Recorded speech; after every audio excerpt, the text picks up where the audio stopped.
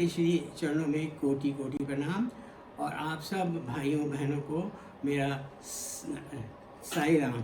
आपकी वजह से ये सत्संग हो पा रहा है और काफ़ी दिनों के बाद में बहुत भगवान की कृपा है, सत्संग भगवान की ही कृपा है। आप सबको बहुत बहुत आज लोहरी की शुभकामनाएं। और स्वामी का संदेश बहुत अच्छा है इस लोहरी का। आज लोहरी है, कल 14 तारीख है, कल संक्रांति है।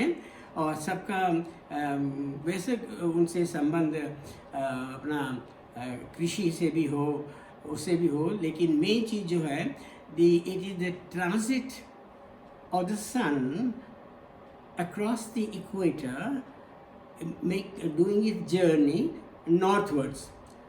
सन की जो जर्नी इस वक्त जो उत्तरायण जिसे कहते हैं, उत्तरायण की तरफ शुरू हुई है, इसलिए ये बहुत शुभ है। और इससे स्वामी कहते हैं, सत्साई बाबा कहते हैं कि इससे हमें बहुत सबक मिलता है। We learn a great lesson from this particular journey of सन।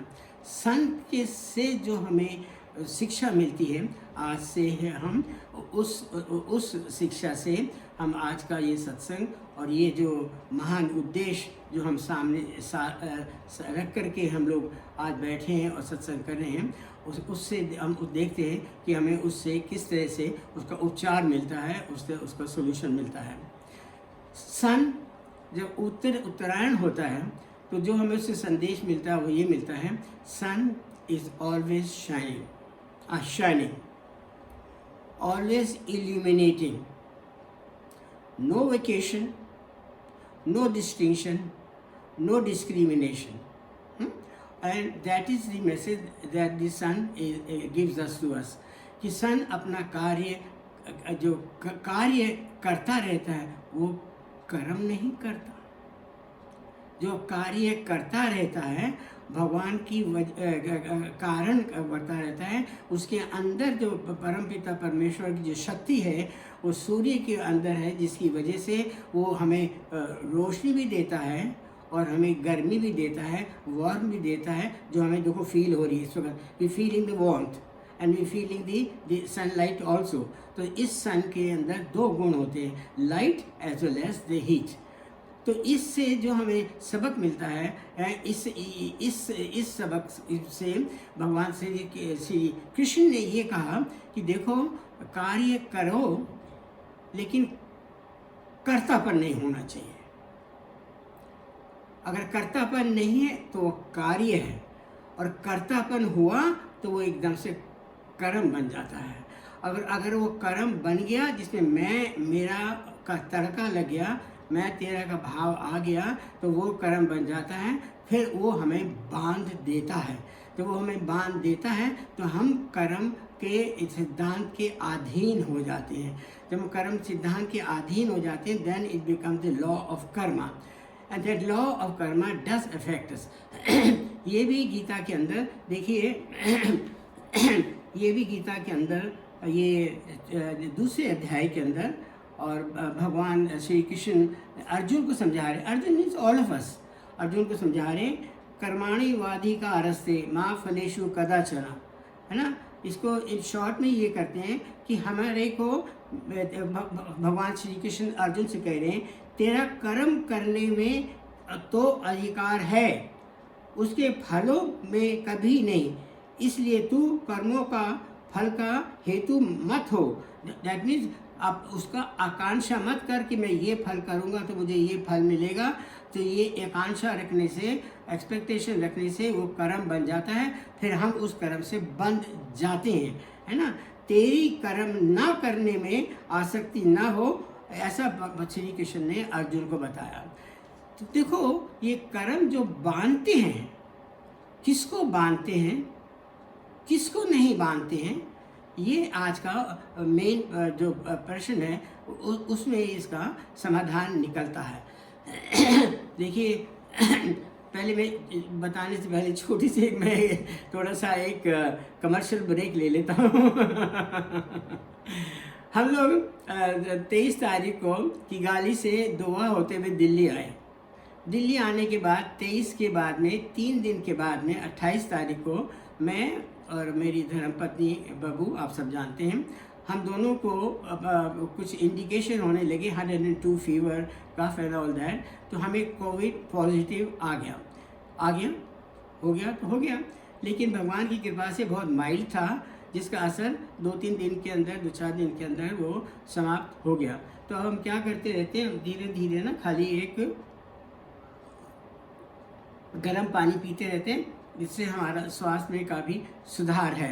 इसलिए ये समय आने के बाद में भी देखिए, फिर भी भगवान की कितनी कृपा है कि आज हम बैठ कर के इस लायक स्वामी ने बनाया कि मैं स्वामी का आदेश को अपने सिरोधर रख करके और उनकी कृपा से मैं उनकी बंसरी बनूं, ताकि वो उनके बारे में हम ये बोल सकें। स्वामी ने कहा कि ये बिल्कुल ठीक कहा है कि ये कर्म हम करते हैं, और ये कर्म हम करते हैं तो जो हम कर्म करते हैं वो फल अवश्य देता है। माँ फलेषु कदाचन, उसका फल अवश्य आएगा, लेकिन वो किसको असर करेगा, किसको असर नहीं करेगा, इसके ऊपर डिपेंड करता है आपकी साधना और आपका व्यवहार और आपका स्वरूप और आपका स्वभाव, है ना, और आपकी समझ, और वो उसके ऊपर ये निर्भर करता है। देखिए, किसके ऊपर कर्म का असर होता है, जरा देखिए, जरा इस बात को जरा सोचने की ज़रूरत है। हम, स्वामी ने ये कहा है, मैं आज ही जब मेरे को भेजा गया ये शीर्षक, तो मैंने स्वामी का जो पूरा जो उनका जो वीडियो है वो मैंने दोबारा से सुना, और एक बार नहीं 2-3 बार मैंने सुना, और उसको समझने की मैंने खूब प्रयत्न करे, कोशिश करे। तो उसमें मेरे को ये पता चला कि देखिए, जब हम जन्म लेते हैं, जब मनुष्य जन्म लेता है तो कर्म की माला पहन करके जन्म लेता है, वो माला दिखती नहीं है। ऑफ कोर्स स्वामी ने इसको काफ़ी एलोबरेट भी किया है, ये मोती की माला नहीं है, ये चांदी, ये सिल्वर की, ये गोल्ड की माला नहीं है, वगैरह वगैरह माला नहीं है। ये माला कर्मों की माला है, जिसको पहन के धारण करके हम आते हैं। मतलब ये है कि ये माला जो है, ये हमारा इस जन्म के अंदर जो जो कर्म हमने किए थे, उनको फलों को भोगने के लिए ये जन्म हमें मिला है, जिन कर्मों को हमें भोगना पड़ेगा, जिस कर्मों से हम बंधे हुए हैं। फिर भी होने के बाद में भी हमारे को परमात्मा ने कृपा करके हमें क्या दिया है, फ्री विल दी है। जो फ्री विल हमें दी है वो उसका हम किस तरह से उपयोग करें, इस तरह से उपयोग करें कि हम ये समझ करके कि हर कर्म हमारे नोट किए जाते हैं। ये भगवान से भी सत्य साईं बाबा ने कहा, every action of yours, every action of yours. कौन कौन से एक्शन? जो हम सोचते हैं, जो हमें पता नहीं चलता। हम सोचते किसी को पता नहीं चल रहा है, मैं अकेले में सोच रहा हूँ। He knows. Why? Because he is not sitting in Puttaparthi or in a temple or anywhere. He is there, yes. If you believe he is there, he is there. At the same time, he is sitting very much in our bosom, in our heart. हमारे हृदय के अंदर बैठे हुए, हर चीज़ को हमारे बोलने से पहले ही उनको पता चल जाता है कि because of course he is watching everything. हर हृदयवासी है, सर्वभूतार अंतरात्मा, सब भूतों के अंतर आत्मा में परम पिता परमेश्वर बैठे हुए हैं। हर एक के थॉट्स को, विचारों को वो एकदम से नोट कर रहे हैं, उनकी स्पीच को वो नोट कर रहे हैं, उनके एक्शंस को वो नोट कर रहे हैं, हर चीज़ों को नोट करें। तो जो हमारे को अब मैं अगर थोड़ा सा ज़रा इस वक्त, क्योंकि ये सब्जेक्ट कर्म का बहुत गहन विषय है, फिर भी क्योंकि सब्जेक्ट आया है, इसके ऊपर कुछ ना कुछ तो ज़रा ध्यान से पढ़ना, सोचना पड़ेगा। क्योंकि अगर ये हमारे ध्यान में अगर आ गया और हमारे जहन में अगर ये बैठ गया, तो हम अपने जीवन को सार्थक कर सकते हैं। हम इससे अपने आप को इससे दूर भी कर सकते हैं, और अपने चाल चलन, सोच, विचार, कर्म से उसमें से ईगो, अहंकार, और अहंकार के जो परिवार है, काम, क्रोध, लोभ, इन सब को हटा करके स्विच कर करके अपने मन को ऐसा बनाएं कि वो भगवान के चरणों में रखने के उपयोग हो जाए, जिससे उनकी कृपा हो। अच्छा, ये जो लिखा हुआ जो है कि it is not an iron law, उसके नीचे लिखा हुआ है भगवान, अगर आप अपने अपने अहंकार को और काम क्रोध लोभ इन सब को बिल्कुल समाप्त करके और शुद्ध जो जो मन है, जब शुद्ध मन हो जाता है ना तो वो शुद्ध चित्त हो जाता है। ये जरा सोचने की बात है। मन के अंदर आचार विचार आते रहते हैं, संकल्प विकल्प आते रहते हैं, ये मन का स्वभाव है। जैसे जैसे समुद्र का स्वभाव है वेव आना, इस तरह से हमारे मन का स्वभाव है, उसमें से संकल्प विकल्प थॉट्स वगैरह आते रहते हैं। उनको शांत करना यही हमारा एक कर्तव्य है। पतंजलि योग ने भी ये कहा, चित्त वृत्ति निरोध। चित्त वृत्ति, चित्त मीन्स कॉन्शियसनेस, जो we are aware, that awareness is consciousness. चित्त वृत्ति, वृत्ति मीन्स वेरिएशंस इन इट, निरोध नहीं आने चाहिए।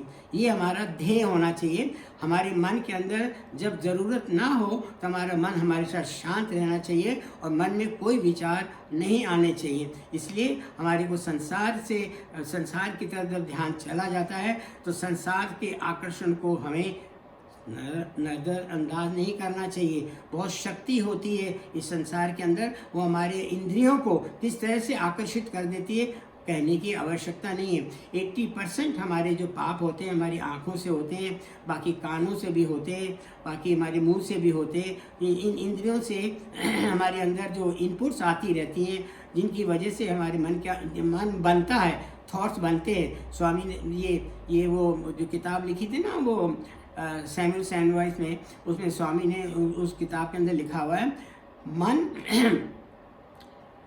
अन और बाहर की जो है ये जगत, इनसे वस्तुओं से, इनसे हमारा मन बनता है। तो हम अपने मन को ऐसा बनाएं कि बाहर की किसी भी चीज़ का हमारे ऊपर असर नहीं हो। ऐसा है कि हम जैसे कैमरे को, टीवी को देखते हैं, देखते रहें, कुछ चीज़ इंटरेस्टिंग हो, जो लाभदायक हो, जो हमारी को जो उन्नति करे, उस चीज़ को देखो, सो ग्रहण करो, बाकी चीज़ को त्याग करो। ये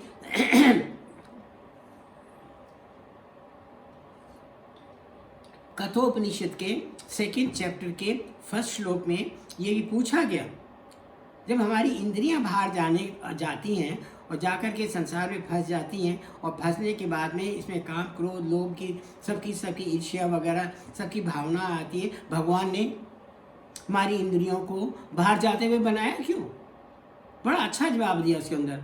उसमें ये लिखा, ऋषि कहते हैं इसलिए बनाया कि हम अपने इन इंद्रियों के द्वारा हम संसार के अंदर अच्छे बुरे का निरीक्षण कर सकें।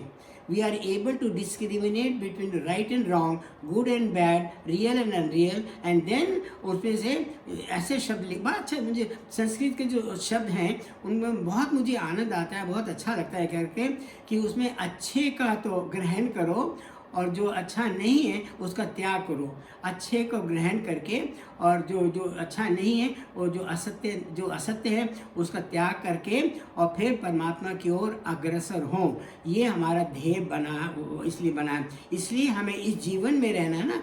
ये अब पहला वाला भजन हम सब ने गाया अभी, दुस्तर भव सागर तरना। ये दुस्तर भव सागर ही है। जो हमारा जीवन जो है ये दुस्तर, ये जीवन काल में जो हम रह रहे हैं, चल रहे हैं, ये ही हमारा दुस्तर भव सागर है। इस भव सागर के अंदर हमारे को भगवान की कृपा से नैया में अगर खवैया वो हमारे बन जाए, हमारे सनातन सारथी वो बन जाए, then he keep us on the right track, like he kept Arjun on the right track by becoming his सारथी।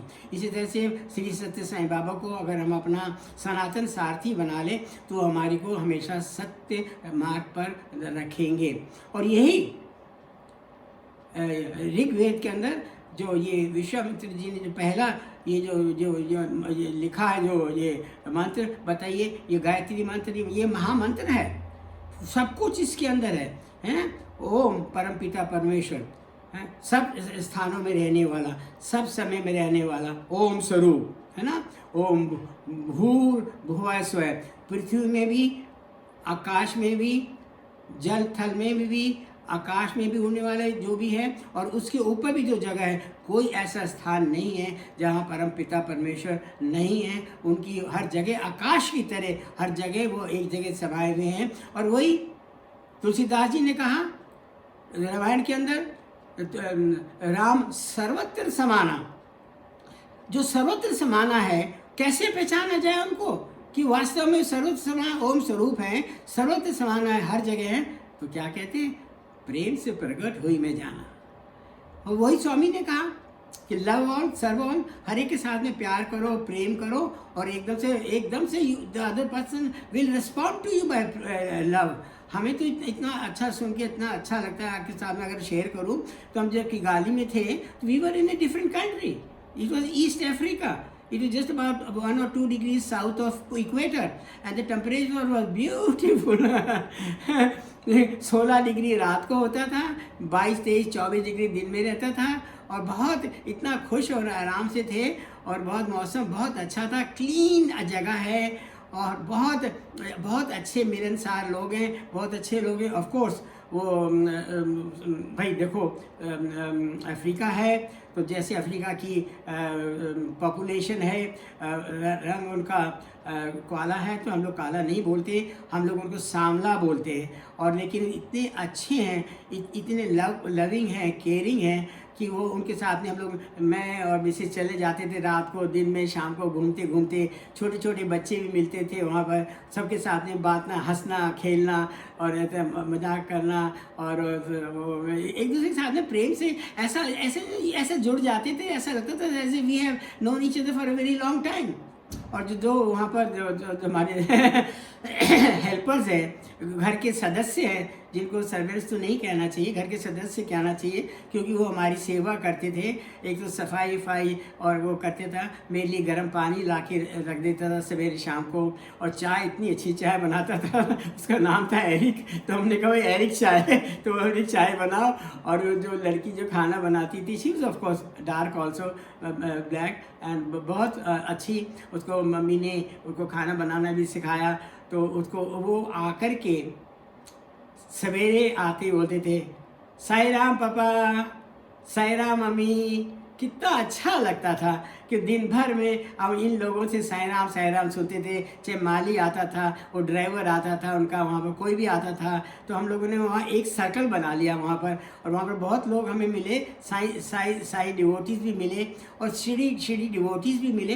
क्या फ़र्क है, मानना जरूरी है। किसको मानते हो आप, इट डिपेंड्स कि आप उस एक परमपिता परमेश्वर को, सबका मालिक एक, उसको आप किस रूप में जानते हो, किस रूप में आप उनको प्यार करते हो, प्रेम करते हो, और आपने उनको अपने मन के अंदर धारण कर रखा है, उसको कहते हैं मानना। परमात्मा कहते हैं मुझे याद करो, किसी भी रूप में याद करो।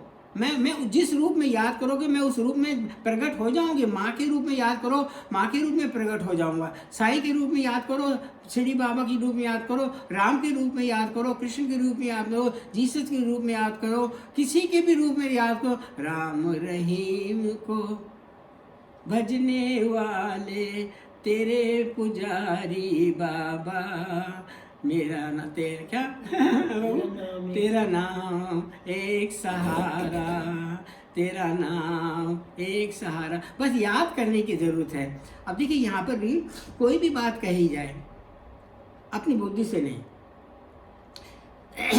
जब तक शास्त्र प्रमाण ना हो, गीता का, उपनिषद का, रामायण का, और ऊपर से वेदों का, और श्रुति का, और भागवतम का, इनसे जब तक साक्षात नहीं हो। और 5th वेदा श्री भगवान श्री सत्य साईं बाबा को कहा है कि वो जो बोलते हैं वो इन्हीं चीज़ों को, सत्य एक है, हर एक में वो मेंशन है। कोई रिलीजन हो, कोई कुछ भी हो, लेकिन सत्य का रूप कभी बदलता नहीं। सत्य वो है जो अजन्मा है, अज, अमर, अमल, सुख राशि। ये किसने बोला? ये श्री रामचंद्र जी ने माँ शबरी को बोला था जब वो दर्शन दिए थे। हे माँ, मैं तो तेरे सामने खड़ा हूँ। तो जब पूछा ना श्री राम ने, माँ शबरी, माँ तेरे को क्या चाहिए? तो उनकी आंखों में आंसू आ गए। उन्होंने अपनी आंखों से आंसू से श्री रामचंद्र जी के चरण धोए। मैं ये पढ़ता हूँ, सुनता हूँ, हज़ारों बार करता हूँ, तो मेरा हृदय गदगद हो जाता है कि ये आंसू प्रेम के आंसू हैं। ये प्रेम के आंसू है। परमात्मा के साथ में जो प्रेम होता है वो आंसू निकल के जो उन्होंने चरण से धोए। लक्ष्मण तो देखते ही रह गए, और जो जो फल कंद फूल जो रखे हुए थे उन्होंने वही चक चक कर रखे हुए थे, और उनके अंदर मीठा, कितना मिठास आ रहा है उसके अंदर।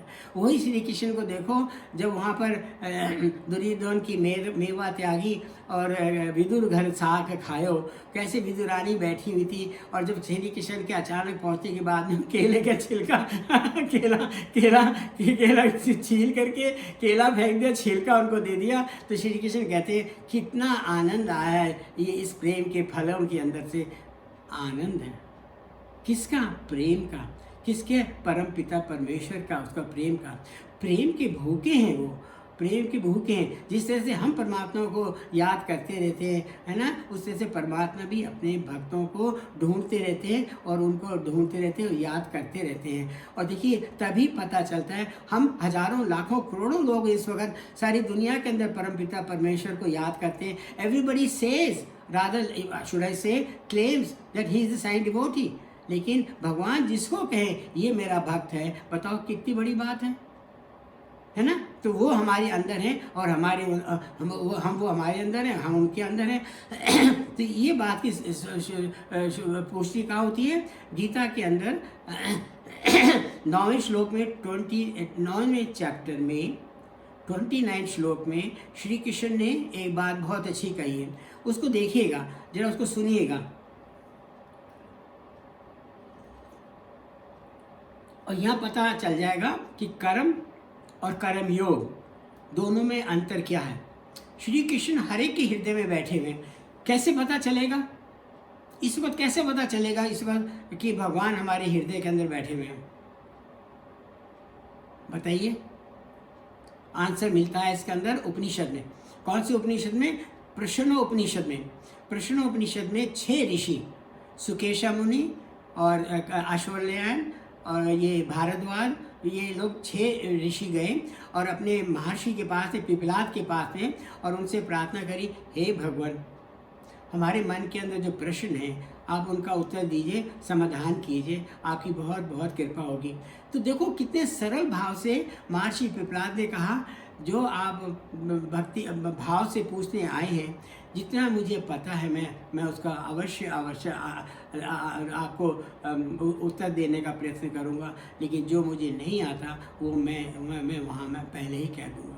लेकिन जब उन्होंने जब 6ठा प्रश्न पूछा, तो 6ठा प्रश्न में जो सुकेश मुनि ने पूछा महर्षि पिपलाद से कि ये जब सारा संसार बनाया, जगत रचा, है ना, ये तैत्तरीय उपनिषद में जहाँ इस जगत की उत्पत्ति का जिक्र किया गया है वहाँ पर बताया, तो श्री कृष्ण ने, भगवान ने ये सोचा, मैं इस जगत में, जगत जड़ होता है, जगत जड़ होता है, 5 तत्वों से बना होता है।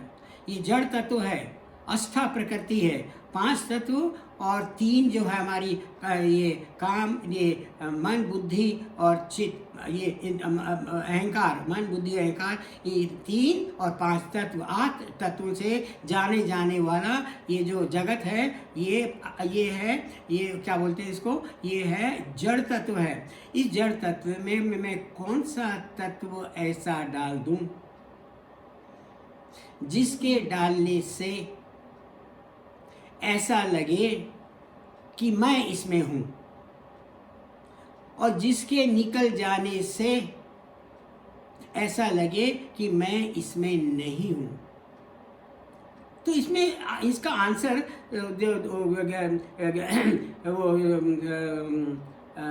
उपनिषदों के अंदर,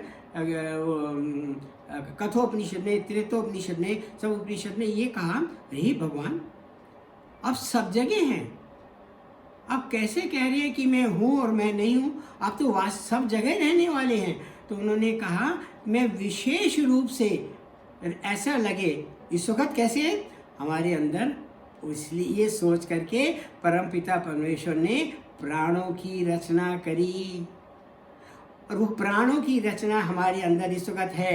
अब अगर हम बोल रहे हैं, ये प्राणों की वजह से बोल रहे हैं। ये जो संसार, ये धक धक धक धक धक धक चलता है ना, ये आवाज़ सबसे सुंदर आवाज़ यही है जिसका हमें पता ही नहीं चलता। और ये इसको चलाने वाले ये सिर्फ परमपिता परमेश्वर हैं, जिनकी वजह से हमारे प्राण चल रहे हैं। तो हमें ये लगता है कि नहीं, देखिए हमारे अंदर परमात्मा है, इसलिए जब ये शरीर में से परमात्मा, ये जो प्राण निकल जाते हैं, तो ये शरीर, जीवात्मा, ये मन, बुद्धि, चित्त, अहंकार और प्राणों के साथ में, उदान वायु के साथ में शरीर से निकल के चला जाता है और दूसरे शरीर की तैयारी में होता है, उसमें जाके ये प्रवेश करता है। इसलिए जब तक ये शरीर है, ध्यान रखना इसका, क्योंकि बहुत ही मूल्यवान शरीर है। इस शरीर के अंदर जो प्राण जब तक चल रहे हैं, जब तक हेल्थ हमारी अच्छी है और बात स्वास्थ्य हमारा अच्छा है, मन हमारा अच्छा है, क्योंकि जैसा अन्न वैसा मन, जैसा पानी वैसी वाणी। जब हमारा मन अच्छा है तो ये इस शरीर में जो प्राण चल रहे, मन चल रहे हैं, यही हमारे पास में एक बहुत बड़ा भगवान ने ये हमारे को ये तोहफा दिया है, ये ज्ञान दिया है। ये सब ये एक इंस्ट्रूमेंट है शरीर।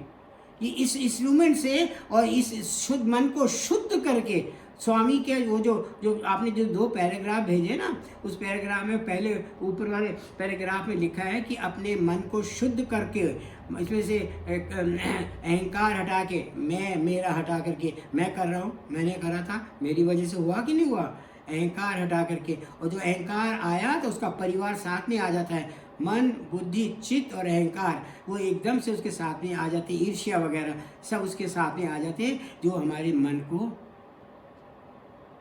मलिन कर देते हैं, इम्प्योर कर देते हैं। अब इम्प्योर मन तो हमारे को कभी भी शुद्ध जल के साथ में मिल नहीं सकता ना। इस मन को लेके कबीरदास वो कितना अच्छा बोला, तो उन्होंने कौन से बाबू वो मैले मन को लेके कबीरदास जी बोलो ना, इस मैली चादर ओढ़ के कैसे आऊँ तुम्हारे पास। मैली चादर है क्या? यही तो हमारा मन ही तो है, जो मैली चादर हो जाता है। ये संसारिक चीज़ें, वस्तुओं आकर के इसको जाके मैल, इसी को तो मैल कहते हैं। इस मैल को हटा करके मन को शुद्ध करना। अब यहाँ पर आते हैं साईं बाबा की बात को कि जब तक हम अपने शरीर को शरीरधारी मानते हैं कि मैं शरीर हूँ और मैं शरीरधारी हूँ, ऐसे शरीर को शरीरिस्त बोलते हैं। उसको शरीरिस्त, शरीर में अपने आप को मानना कि मैं शरीर हूँ, ये सबसे बड़ा अज्ञान है। और इसको स्वस्थ बनाना, स्व मीन्स आत्मा, और आत्मा में स्थित रहना कि मैं शरीर नहीं हूँ, मैं आत्मा में स्थित हूँ। और कौन आत्मा? वो परम पिता परमेश्वर है, कि मैं उनके साथ में जुड़ा हुआ हूँ। मेरा शरीर से खाली संबंध ये है कि मैं जब तक इस शरीर में हूँ, इस भव सागर से पार करने के लिए मेरे सबके साथ में love all, serve all, help ever, hurt never, ये भगवान का संदेश लेकर के मेरे को इस जीवन के अंदर बड़े प्यार से, प्रेम से, धर्मानुसार कर्म करते हुए, भगवान को अर्पण करते हुए वो कर्म फिर निष्फल हो जाता है। भगवान उस फल को फिर काट देते हैं। क्यों? आप पहुंच गए हो भगवान के पास में। और जो ये कर्म, अब जो आपके लिए जो प्रारब्ध के जो कर्म हैं, ये असर करेंगे किसको? शरीर को और शरीरी को जो इस शरीर को अपना मानता है, वो अज्ञानवश उसको मानता है, उसको असर करेगा। ये काम, ये जो लॉ ऑफ कर्मा है, ये उसको असर करेगा। किसको? शरीरी को। देही, देह है ना, ये देही में रहने वाला देही, जो अपने को देह में रहने वाला देही मानता है, शरीर में रहने वाला शरीर मानता है, अपने को शरीरी मानता है, वो उसने अपने पूरे जन्मों में, कितने जन्मों में? अनंत जन्मों से कितने कर्म किए होंगे। कोई अंदाज़ा लग सकता है इसका? कोई नहीं लग सकता। यहाँ ये कहना भी बड़ा उचित रहेगा कि उनको कहते हैं संचित कर्म, द टोटल कर्म। कोई उनका अंदाज़ा ही नहीं लग सकता। कितने हमारे जन्म हो चुके, कहाँ लिखा है ये विवेक चूड़ामणि के अंदर 2 श्लोक के अंदर श्री ये शंकराचार्य जी कहते हैं कि अनेकों था, ही यूजेस द वर्ड कि after lakhs of lives lived intelligently you are given a human birth, कुछ अच्छा करा होगा कर्म जिसकी वजह से आपको ये मनुष्य शरीर मिला है, जिसको मिलने के बाद में having lived again, he says having lived again lakhs of the intelligent living, you are born in a family जहाँ पर परमात्मा की बात होती है, जहाँ आपका ध्यान परमात्मा की तरफ जाता है। और उसके बाद में भी लिखते हैं and then out of those the lakhs and millions of those, out of those people, किसी एक भाग्यवान के मन के अंदर ये आता है मैं उसको जानूं, परम पिता परमेश्वर को जो मेरे हृदय के अंदर है। उसको जानने के बाद में कुछ जानना शेष नहीं रह जाता। बहुत पते की बात है। 18वें अध्याय के अंदर 18,000 श्लोक है इसके अंदर, भागवतम के अंदर, और परीक्षित को सिर्फ 7 दिन मिले थे। ये जो शाप दिया था शमीक ऋषि ने, ये जो उनके जो पुत्र थे, उनको जो शाप दिया था 7 दिन में तुम्हें तक्षक आके काटेगा। देन ही सेड कि अपने सबसे पूछा उन्होंने, ऐसा मैं क्या करूं जिसके करने से मेरे को मेरा ये भय दूर हो जाए कि मेरी मृत्यु होगी। ये भय होता है, किसको भय नहीं होता अपने शरीर को कि शरीर की मैं बूढ़ा हो रहा हूँ, मेरे शरीर की मृत्यु हो जाएगी, इसको कहते हैं भय। और ये भय को कौन निर्भय बनाता है? परम पिता परमेश्वर भगवान, हमारे लिए स्वामी श्री राम, श्री कृष्ण, साईं राम, शरण, ये निर्भय बना देते हैं। कैसे निर्भय बना देते हैं? ये आपको शरीर से हटा करके अपने आप में जोड़ लेते हैं, तो शरीर एक साइड पे हो जाता है और हम परमपिता परमेश्वर के साथ में रहते हैं, जिसके गीता के अंदर ये लिखा है कि ये जीव आत्मा जो है ये मेरा अंश है। अंश इसलिए अंश बोला गया है क्योंकि ये शरीर पूरे ब्रह्मांड का एक छोटा सा अंश है, इसलिए कहा गया है। अदरवाइज परमपिता परमेश्वर जो हैं, जो आनंद स्वरूप हैं, जो ज्योति स्वरूप है, वो तो अखंड हैं। अखंड माने उनका कोई खंड हो ही नहीं सकता। पृथ्वी का खंड हो सकता है, परमात्मा का नहीं। परमात्मा तो हर एक के हृदय के अंदर पूर्ण रूप से ओम पूर्णमदः पूर्णमिदं पूर्णात् मुच्यते पूर्णस्य पूर्णमादाय पूर्णमेवावशिष्यते। जरा इसको भी जरा ध्यान से सुनिए, बहुत आज ये चीज़ बहुत रेलेवेंट है। वो पूर्ण है, टोटल। पूर्ण का मतलब ये होता है जिसके अंदर कुछ चीज़ ना ऐड हो सकती है, ना उसमें से कोई चीज़ निकल सकती है, वो पूर्ण है। आकाश में भी देखिए, है ना, ये आकाश का एक एग्जाम्पल है तो, लेकिन वो आकाश को भी बनाने वाले हैं। आकाश और ब्रह्म आपस में ओत प्रोत हैं। ये यज्ञपाल यज्ञ जो वो हैं, जो ऋषि मुनि जो थे, उन्होंने ये कहा ये आपस में ओत प्रोत है, means one and the same thing, ऐसा है। लेकिन परम पिता परमेश्वर ज्योति स्वरूप है, अखंड हैं, उनके अंदर वो पूर्ण है, उनके अंदर कुछ मिल नहीं सकता, उनसे कुछ निकल नहीं सकता, सब कुछ उसमें समाया हुआ है, और फिर भी वो पूर्ण के पूर्ण हैं। उस पूर्ण में से ये पूर्ण जगत निकला है, ये क्रिएशन निकली है, इसलिए जगत भी पूर्ण है। लेकिन याद रखिएगा, ये जगत जो निकला है ये इस वक्त मन में उनके संकल्प से निकला है। कहाँ लिखा हुआ है? गीता के 9th चैप्टर के अंदर 6th श्लोक में लिखा हुआ है कि सब भूत मेरे संकल्प के आधार पर स्थित है। और पहला 5वां श्लोक में क्या, और पहले क्या लिखा हुआ था 6ठे श्लोक में? जिस तरह से आकाश के अंदर वायु विचरती है और वायु में विकार आते रहते हैं, लेकिन आकाश को फर्क नहीं बैठता। इसलिए परमात्मा भी कहते हैं गीता के अंदर, मैं हर एक के हृदय में रहता हुआ भी किसी के कर्मों से मैं लिप्त नहीं होता। सोचने की बात है, ये बहुत ज़रूरी बात है समझना। भगवान हर एक के हृदय में रहते हुए किसी के भी कर्मों से लिप्त नहीं होते, निर्लिप्त रहते हैं। क्यों? क्योंकि वो निर्गुण निराकार है। वो निर्गुण निराकार है, उनका उसका असत्य से कोई संबंध है नहीं। असत्य है, माया रूपी है, दिखता जरूर है, टिकता नहीं।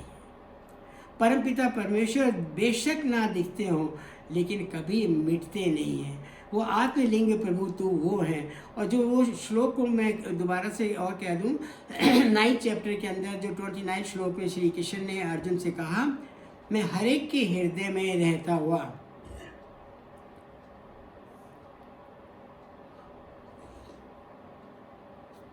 निर्गुण निराकार रूप से रहता हूँ, लेकिन फिर भी जो मुझे भक्त प्रेम से भजता है वो मेरे में है और मैं उसमें हूँ। हो गया ना कॉन्टैक्ट? आगे के नहीं, वो हमारे हृदय के अंदर। अब आप उनसे प्रार्थना कीजिए, भजन कीजिए, कीर्तन कीजिए, सेवा कीजिए, पाद सेवन कीजिए, अर्चन कीजिए, है ना। आप उनकी आप स्तुति गाइए। आपको जो भी आपका चाहते हैं, आप उनसे जो भी कहना चाहते हैं आपके सामने है। आप उनके सामने अर्जी दीजिए, मर्जी उनारी अर्जी हमारी, तो उनको अर्जी दीजिए, सब कुछ कीजिए, है ना। लेकिन उनको याद तो कीजिए, याद कीजिए तो वो तुरंत प्रकट हो जाते हैं। इस बात में मुझे याद आया कि त्रेई के अंदर श्री भगवान साईं बाबा ने अपने किसी स्टूडेंट को बुलाया। Let's say his name was Ganesh. तो उन्होंने कहा, गणेश इधर आओ।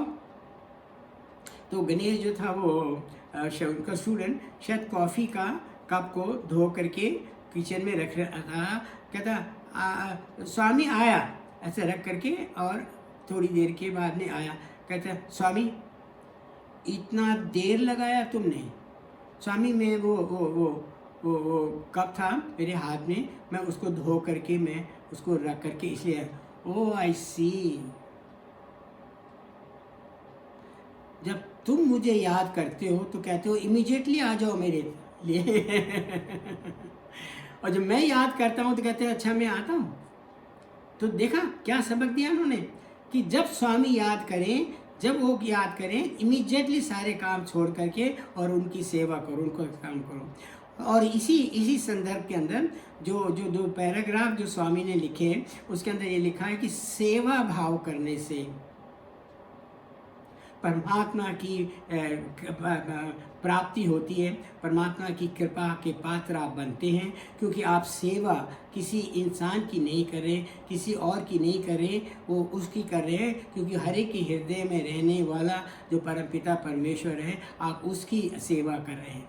जो आर्त भाव से जो आपके साथ आपके सामने खड़ा है, आर्त भाव मतलब दुख भरी उससे आपके सामने खड़ा हुआ है और आपकी सेवा का पात्र है, तो आप उसकी सेवा नहीं कर रहे हैं। सेवा आपसे हो रही है, कर्तापन नहीं है इसके अंदर। गीता में बार बार ये लिखा हुआ है कि कर्म करो और कर्म की फल की कामना ना करो। 12वें अध्याय के अंदर 12वें श्लोक में लिखा हुआ है कि कर्म करते हुए ही और कर्म फल को त्यागने से तुरंत शांति प्राप्त होती है। ये आकांक्षा ही तो हमें बांधती है। ये जब ये बांधती है तो कर्म के अंदर आ जाते हैं कि नहीं। इसलिए हमें परमात्मा से जुड़ने के लिए हमारे परमात्मा जो हमारे में गुण चाहते हैं, हमारे के अंदर वो गुण आने चाहिए कि नहीं। दूसरे अध्याय के अंदर 48वें श्लोक में श्री कृष्ण ने अर्जुन को समझाया, हे अर्जुन बी ए योगी, डेवलप समत्व भाव। समत्व भाव मीन्स कि इक्विपॉइस, जो भी तुम कर्म कर रहे हो उसके पूरा होने में, पूरा ना होने में आपका भाव में परिवर्तन नहीं आना चाहिए, समभाव रहना चाहिए, समत्व भाव रहना चाहिए। ऐसा इंसान भगवान के चरणों के अर्पण करने के योग है, और परमात्मा उसके आकर के उसको अपने पास में रखते हैं, और आप कर्मों से दूर हो जाते हैं कि नहीं। वही कर्म की वही बात आ गई कि नहीं, कि कर्म जो है ये लॉ है। लॉ ऑफ कर्म किस पे कर रहा है और किस पे नहीं कर रहा। जो बाकी लोगों पे जो है, जो सेल्फ काम करते हैं, किसी मतलब के लिए काम करते हैं, सेल्फिश काम करते हैं, मैं मेरा करके काम करते हैं, फल की कामना के लिए काम करते हैं, they come under the law of karma. उनको करेगा असर, क्योंकि कर्म किया है। और जो भगवान के साथ में करते हैं, भगवान का नाम लेके करते हैं और भगवान के लिए करते हैं, और भगवान के लिए करने से उन्हें कर्ता भाव आता ही नहीं है, और परमात्मा के निकट रहते हैं, भगवान की कृपा पात्र बने रहते हैं, उन पे तो कर्म असर नहीं करेगा। और यही भगवान ने, ये श्री कृष्ण, ये स्वामी ने जो आज का जो टॉपिक है, स्वामी ने यही तो कहा है उसके अंदर, यही तो समझने की बात है। तो इसके अंदर ये not only in Gita, it is given in the Bible also. In the Bible also it is written there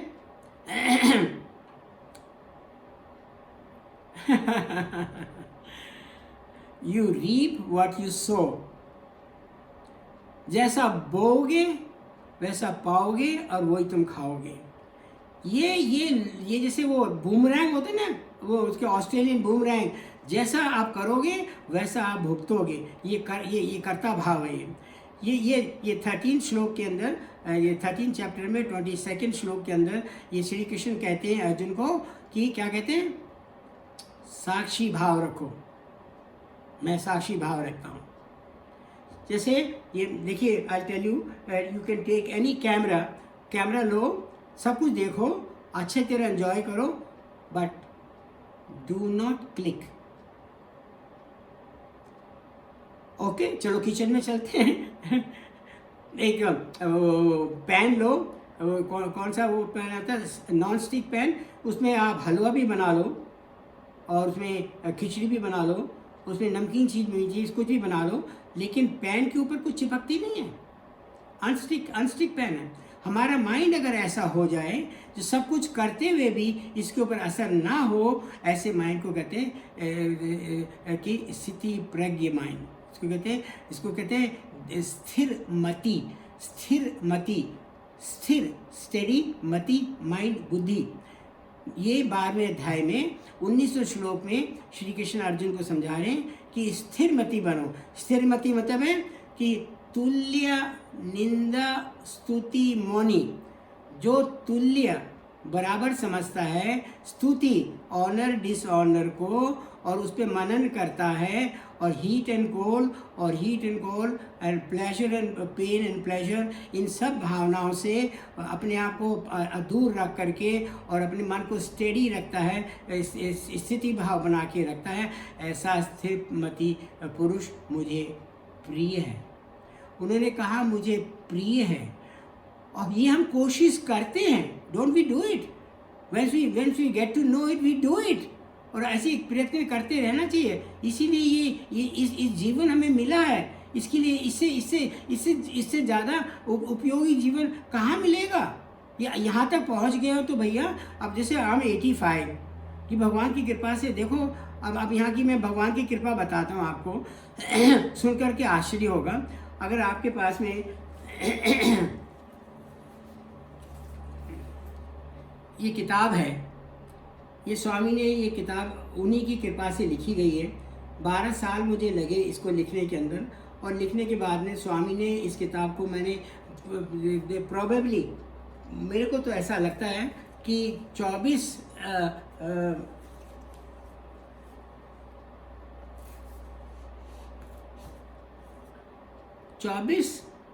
नवंबर 2010 प्रशांति निलयम, शाम को 6:30 बजे स्वामी चलते हुए आ रहे थे, तो मैंने ये किताब बुक उनको ऑफ़र करी। मेरे को स्वामी, ये किताब, ये बुक आपकी प्रेरणा से, तो उन्होंने खोल खोल के एक एक पेज देखा, और एक पेज तो उन्होंने वो देखा जिसमें राम और हनुमान ऐसे करे हुए। मैंने कहा स्वामी, आप जब मैं आपके साथ होता हूँ तो मुझे ऐसा फील होता है कि आप ही मुझे श्री राम की तरह आपने मेरे को ऐसे कर रखा है। और वो किताब वो पिक्चर में भी है। फिर मैंने उनको पेज नंबर 144 दिखाया।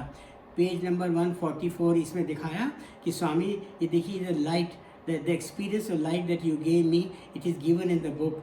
Then Swami says yes, the light you saw is me, I am that light, see I and you are one. मैं कहा Swami Swami Swami, he said yes, I am the light, I and you are one. And then he said something very important. ये अलग chapter है, ये अगले session में इसको विस्तार पूर्वक इसका जिक्र होगा। Those ही, सुनिए जरा क्या कहते हैं स्वामी, those who think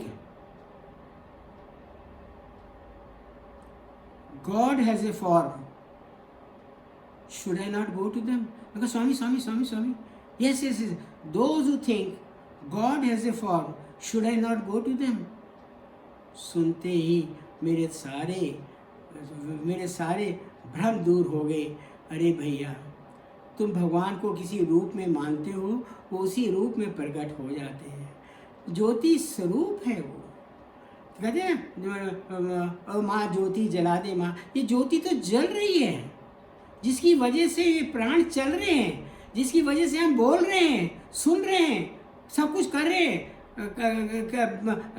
भजन कीर्तन कर रहे हैं, सेवा कर रहे हैं, सब कुछ कर रहे हैं, वो सब वो ज्योति हमारे मन के अंदर जल रही है। ये ज्योति की वजह से तो देख रहे हैं, ये ज्योति उन्हीं की तो ज्योति है, ये मेरे ज्योति नहीं है।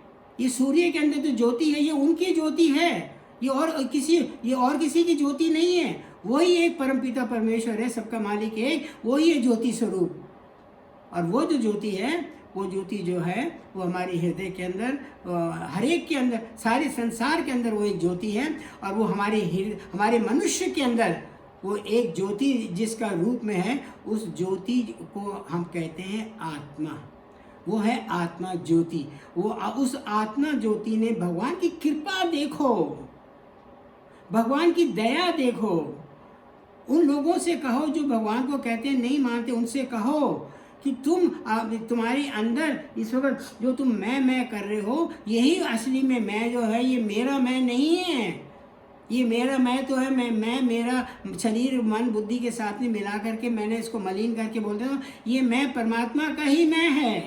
परमात्मा ही कह रहे हैं कि मैं तुम्हारे अंदर हूँ।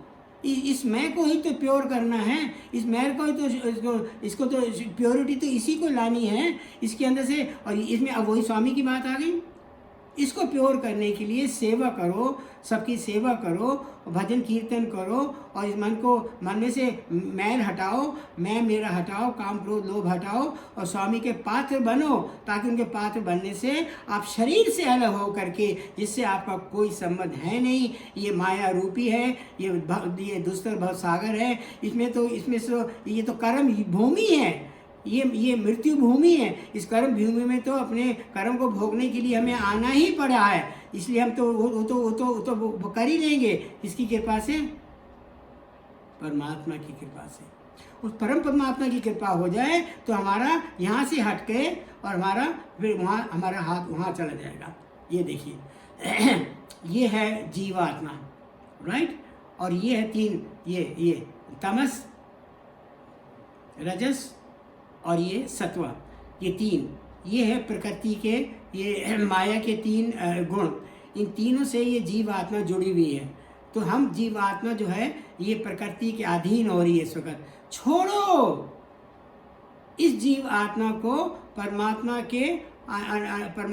के चरणों में अपने आप को अर्पण कर दो। परमात्मा के अर्पण करने से देखो माया दूर हो जाती है। जब माया दूर हो जाती है तो आपको कर्म कहाँ से अफेक्ट करेंगे? ये लॉ ऑफ कर्मा कहाँ चला गया? और आप इस वक्त किसकी शरण में आ गए? इसलिए तो ये है कि नहीं, ये परमात्मा की कृपा है कि नहीं?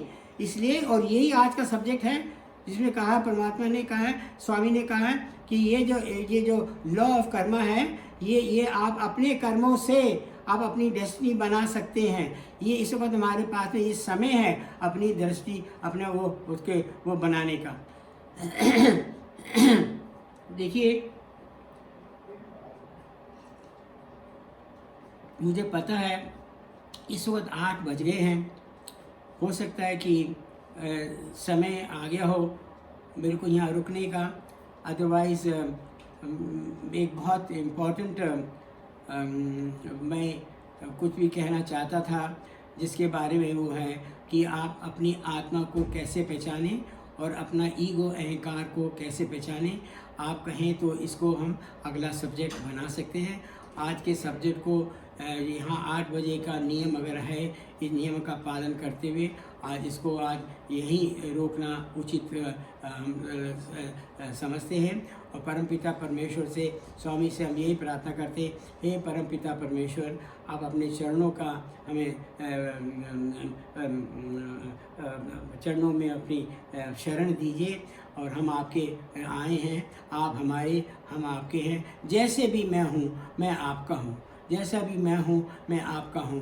बस आपका ऐसा मानते ही परमात्मा एकदम से आपको एक्सेप्ट कर लेते हैं और फिर आपके ऊपर वो कृपा करते हैं। ऐसी भगवान की कृपा है। इसलिए आज भगवान के श्री चरणों में कोटि कोटि प्रणाम कि आप आए, आपने बताया। और इतनी देर देखो कुछ भी नहीं आया। तो भगवान की कृपा होती है ना। इस तरह से भगवान की कृपा का अनुभव करते रहिए, मन को शुद्ध करते रहिए और भजन कीर्तन आदि करते रहिए। और कोई भी अपने मन के अंदर ऐसे विकार नहीं आने चाहिए, संकल्प विकल्प नहीं आने चाहिए। जैसे ही आए उनको रोको उसी वक्त। ये गार्ड बिठा लो आँखों में, कानों में ऐसे कोई अपशब्द आए तो उनको उसी वक्त नकार दो, इग्नोर कर दो। आँखों में कोई चीज़ ऐसी दिखने को आए बाहर तो उसको आने दो। उसको we can not stop what is happening outside, but we can certainly अपने आप को रोक सकते हैं। इसलिए हम अपने ही कर्मों से, अच्छे कर्मों से हम अपनी डेस्टिनी बना सकते हैं। स्वामी चिन्मयानंद जी ने अपने स्टूडेंट से पूछा, hey do you want to see the future? तो स्टूडेंट कहता है, yes Swami. Okay, you creating it. तो हम अपना फ्यूचर, जिसको हम डेस्टिनी कहते हैं, हम अपनी डेस्टिनी जो है हम खुद क्रिएट कर रहे हैं। इसलिए अपने आचार को, विचार को, अपने स्वभाव को, नेचर को, अपने लॉजिक को, अपनी भक्ति को कायम रख करके भगवान के श्री चरणों की कृपा पात्र बनने के बाद में, और हम अपने मन के अंदर से मैं मेरा निकाल करके और भगवान के शुद्ध हृदय बन करके और उनके चरणों के आसरा ले करके हम भगवान के चरणों को हम प्रणाम करके आज के हम यहाँ विराम देते हैं। आपकी स्वामी बहुत कृपा, बहुत कृपा, बहुत कृपा। आप लाए, देखिए इस वक्त कहाँ पता चल रहा है किसी चीज़ का। ये जो कोविड है ना, ये कोविद बन गया। कोविद है संस्कृत का शब्द और कोविद का मतलब होता है पंडित, है ना। तो ये अगर ये सब चीज़ें जो है ना संसार में जो हो रही हैं, ये जो हो रही हैं ये दैवित्य भाव से हो रही हैं।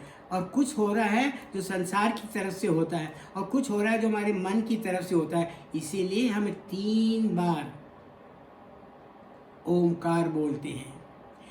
एक इसलिए ओमकार कि बाहर के लोगों के, बाहर की वस्तुओं की वजह से हमारे मन के अंदर जो अशांति होती है, उसकी वजह से हमारे मन के अंदर शांति है, ओम शांति।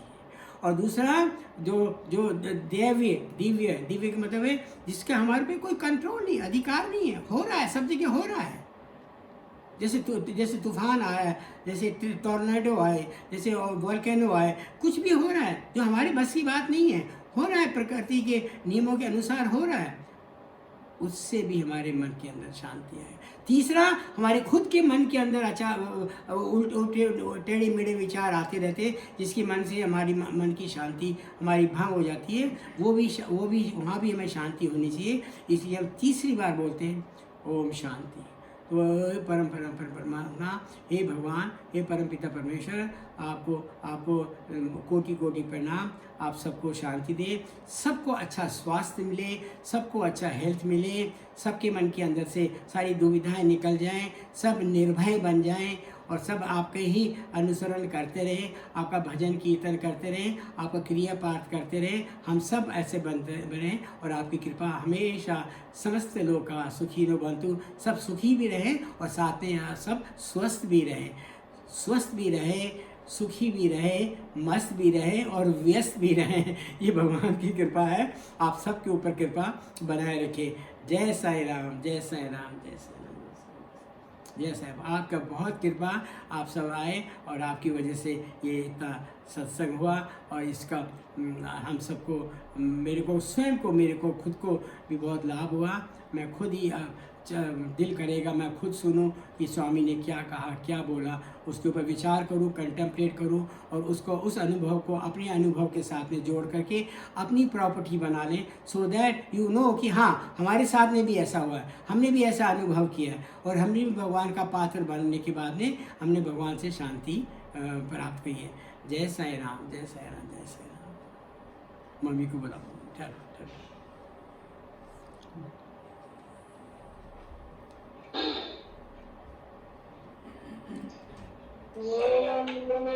शांति करनी है जी। नहीं, कुछ लोग अगर किसी की कुछ क्वेरी है हाँ, कोई क्वेरी है तो पूछ लीजिए, इसका बहुत अच्छा मौका है।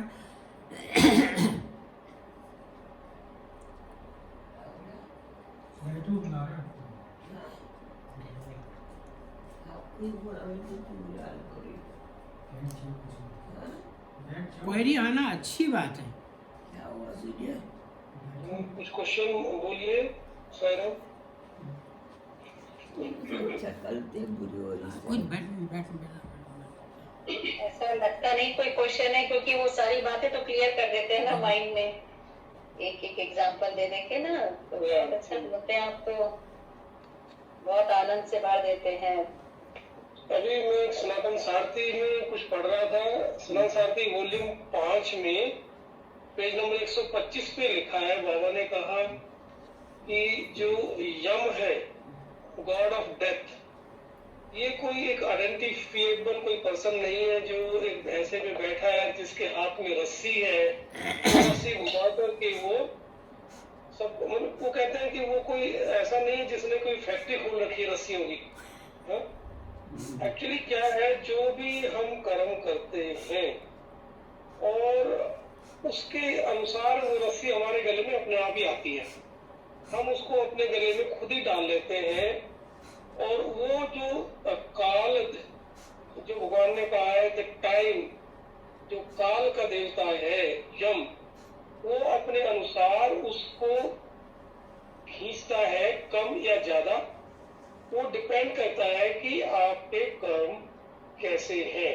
आपने जो भी कर्म किए हैं, that's involve your egoism, your self interest and your eye on your beneficial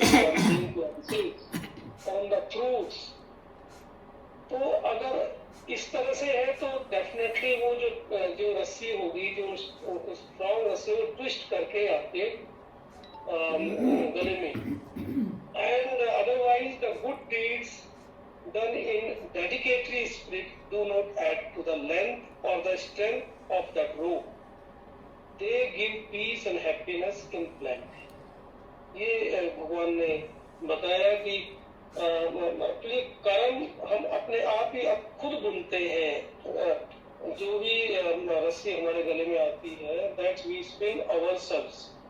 and अगर हम, जैसे अभी कैप्टन साहब ने बताया कि हम सेल्फलेस कर्म करें, निष्काम कर्म करें, तो और भगवान को हमेशा ध्यान में रखते हुए करें, तो डेफिनेटली वो हमारे गुड डीड्स होंगे और वो उनका असर हमारे पर नहीं होगा।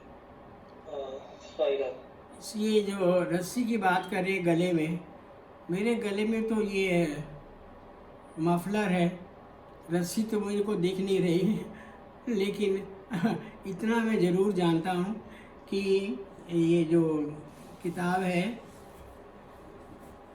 देखिए इसके अंदर अगर आपके पास में है तो पेज नंबर 24 देखिए। पेज नंबर 24 में लिखा है कि मैं 1958 के अंदर 57 के अंदर मैं लखनऊ गया। वहाँ जाने के बाद में मेरी मासी ने कहा कि विजय, हम लोग जा रहे हैं भृगु संगीता देखने, तुम चलोगे? मैंने कहा हाँ मासी जी, मैं ज़रूर चलता हूँ। मैं गया तो we went up the first floor पे जाकर के मैं वहाँ गया तो वहाँ एक पंडित जी बैठे हुए थे। और पंडित जी बैठे हुए थे तो पंडित जी के पास में बहुत सारे उन्होंने निकाल के रखे हुए थे, बेल पत्र के ऊपर मंत्र लिखे हुए थे। कुछ बेल पत्र होता है ना, जैसे वो पेड़ के जो छाल होती है उसके ऊपर लिखे हुए संस्कृत के, और वो भृगु संहिता के वो पंडित थे। और ये दिल्ली में, सहारनपुर, इधर उधर कई जगह है, मद्रास में भी है, जहाँ पर ये लोगों के भविष्य जो थे वो महर्षि भृगु ने सबके बारे में लिखा था। तो वहाँ पर उन्होंने कहा मेरी तरफ देखते हुए, जो I met him for the first time and he says कि मैं आपकी इंतज़ार कर रहा था। तो आई वाज सरप्राइज कि पंडित जी कैसे कह रहे हैं कि मैं आपकी इंतज़ार कर रहा था। तो मैंने कहा कि पंडित जी मैं तो पहली बार यहाँ आया हूँ। तो उन्होंने कहा देखो, एक पत्र निकाला तो देखा, पहले कहने लगे आप 3 भाई 2 बहन। मैंने कहा नहीं, आप 2 भाई 1 बहन। ऐसे नो, ऐसे ऐसे करके फिर उन्होंने एक पत्र निकाला, 6 भाई 1 बहन। मैंने कहा हाँ। तो उन्होंने उस पत्र को निकाला और पत्र निकाल के पढ़ने लगे। आपका ये नाम है, नाम बताया। फिर उन्होंने कहा कि आपकी वायु संबंधित आपकी वो जो होगी, जो व्यवसाय होएगा, जॉब होगी, वो वायु संबंधित होगी। And I became a pilot, airline pilot. फिर उन्होंने कहा आपका आपका जो शादी होगी, वो आपकी जो शादी होगी, जो पत्नी होगी, उसका नाम पहले से पी से होगा। वो देखिए आपके सामने बैठी भी है, प्रेम, ये प्रेम है वहाँ पर। और उन्होंने ये कहा कि आपकी उम्र 80 साल होगी। तो उस पेज पे आप पढ़िए, मैंने वहाँ नीचे एक लाइन लिखी है, अगर भगवान चाहेंगे अपने काम के लिए, अपना काम मीन्स कि भगवान का नाम सब जगह लेना, सब जगह गीत गाना, उनकी स्तुति करना वगैरह वगैरह, आपका काम के लिए आप अगर भगवान की कृपा होगी तो मेरी उम्र अवश्य बढ़ जाएगी। देखिए आज मैं 5 इयर्स ऊपर हो चुका हूँ। ये मेरा बोनस पीरियड है। 80 से इस वक्त मैं 85 हूँ और मैं आपके सामने भली भांति बोल रहा हूँ। तो बताइए ये क्या, ये भगवान की ये जो प्रारब्ध मेरे जो थे, मुझे क्या पता मेरे प्रारब्ध कितने थे। मुझे तो इतना पता है कि परमपिता परमेश्वर, जिसको कि हम भगवान साईनाथ में बोलूँगा, स्वामी ने मेरी उम्र को बढ़ा दिया। आज मैं आपके सामने बैठा हुआ हूँ यहाँ पर। तो इसलिए भगवान के ध्यान वगैरह करते हुए, सब कुछ करते हुए, इनकी सेवा करते हुए, निष्काम भाव से सब कुछ करते हुए, और अगर उन्हीं का ध्यान करते रहें तो अब हमारी उम्र जो है ये इस वक्त यम के हाथ में नहीं है, परमपिता परमेश्वर के हाथ में। ये निश्चित है कि हम इस पृथ्वी पे आए हैं, ये कर्म भूमि है, कर्म तो करना ही है, ये निश्चित है। और ये भी निश्चित है कि ये मृत्यु भूमि है, जिसका जन्म होगा वो अवश्य उसको जाना पड़ेगा। ये लिखा है, इसमें बहुत कुछ लिखा है इसके अंदर कि जब तो ये कर्टन गिरने से पहले साईं बाबा ने लिखा है कि आप जो आप प्रयत्न करना चाहते हो कर सकते हो, ये आपके पास अधिकार है, ये आपके पास में फ्रीडम है कि आप अपने कर्म का सुधार आप कर सकते हो। ये भगवान ने इस किताब के अंदर लिखा है और ये उनके खुद भी उनकी कथन है ये इसके अंदर। तो इसलिए बस आज इस बात को मैं तो यही रोक लेता हूँ कि अच्छे कर्म करते हैं तो भगवान भी जल्दी से बुलाना चाहते हैं, हाँ, नहीं रखना चाहते हैं। भगवान रखना चाहते होंगे। तो देखिए मैं हाजिर हूँ। इस वक्त किगाली के अंदर वहाँ भी सत्संग हो गया, मैं LA गया, वहाँ सत्संग हो गया। 2011 के अंदर मैं 1133 कंट्रीज़ में गया, वहाँ सत्संग हो गया। और ये कोई सी लंदन में, कोलालमपुर में, न्यूयॉर्क में, even in United Nations also. तो भगवान का कार्य तो ये है ये इससे तो मेरी वाणी शुद्ध हो रही है कि मेरे पे इतनी कृपा हो रही है ना। काम के लिए वो रखते ही है। वो तो उनका काम है, मेरा काम तो है नहीं, मेरा काम तो समाप्त हो गया। मैं अब शरीर से तो मैं निर्भय हूँ, मेरे को इसका शरीर का कोई भय नहीं है, मेरा काम तो निर्भय हो गया। वो जब तक वो जाएंगे वो मेरे को रखेंगे और मैं उनकी हाजिरी में, मैं उनके चरणों के मैं हूँ, हाजिर हूँ। जब वो चाहें, जब तक वो मेरे को जो आज्ञा देंगे वो मैं सिरोधर है, उनके चरणों में मेरा प्रणाम है। इसलिए अपने आप इंसान बनाता है, अच्छे कर्म करता है। अच्छे कर्म करिए और भगवान का आपके ऊपर कृपा सबके ऊपर एक जैसी बनी रहे, ऐसी हमारी प्रार्थना।